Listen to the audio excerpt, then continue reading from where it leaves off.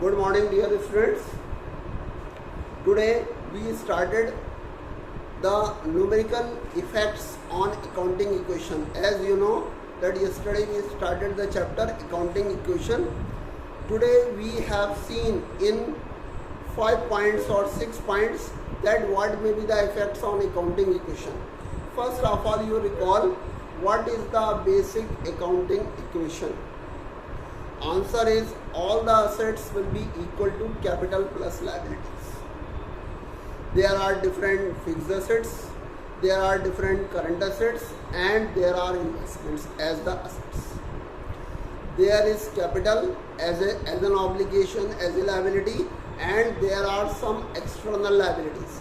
External liabilities may also be two: long-term liabilities, or which we may say the non-current liabilities, and current liabilities.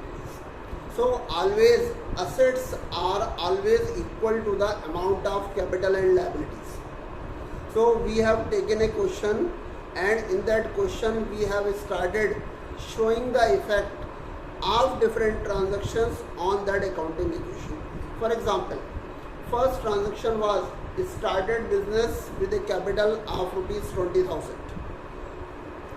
So with this transaction, which of the assets are going to be affected, which of the liabilities are going to be affected, and in case capital is also going to be affected or not.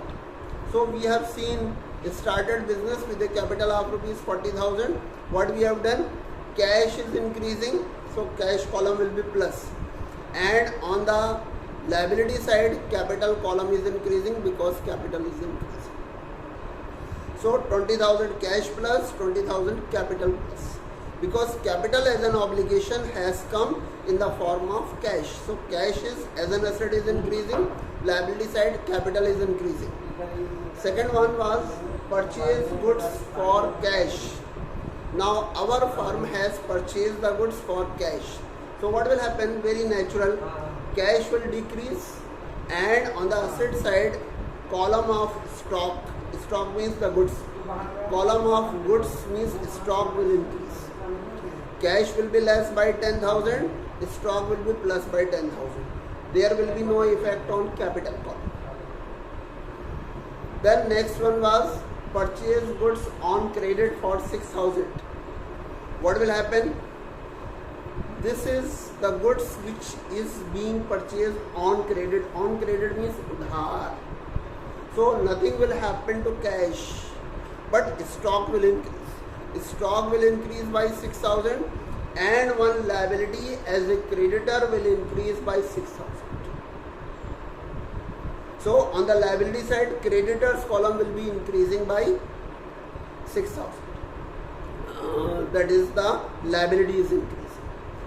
Next thing is paid cash to creditors. Now what will happen? Cash will decrease, and on the liability side, creditors column will decrease, because you are paying cash to creditors, your liability is becoming less.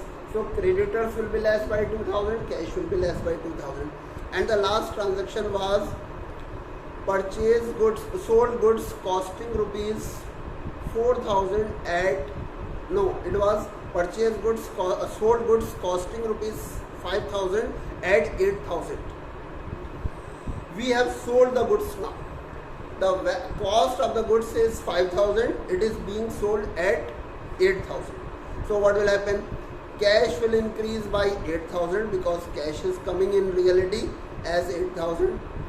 Stock will decrease by 5,000 because stock is getting less, and it will get less by the cost price.